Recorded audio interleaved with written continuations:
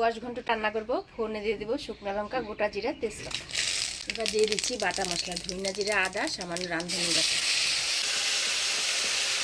দিয়ে দিচ্ছি হলুদ লবণ। মশলাটা ফোড়ন তেলে নাড়াচাড়া করে নিলাম। এবার দিয়ে দেবো ভাজে রাখা চিংড়ি মাছটা। এবার দিয়ে দেবো কাটিয়ে রাখা কোয়াশ।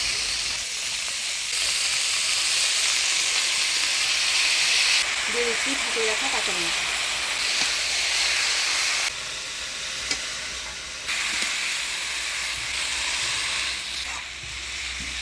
কোয়াশটা ভালো করে নাড়াচাড়া করে নিলাম। এবার 2 মিনিটের মতো ঢাকা দিয়ে দেবো।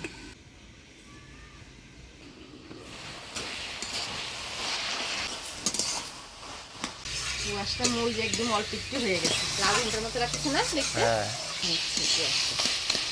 কোয়াশ ঘন্ট হয়ে আসছে। এবার সামান্য চিনি দিয়ে নাড়াচাড়া করে নামিয়ে দেবো।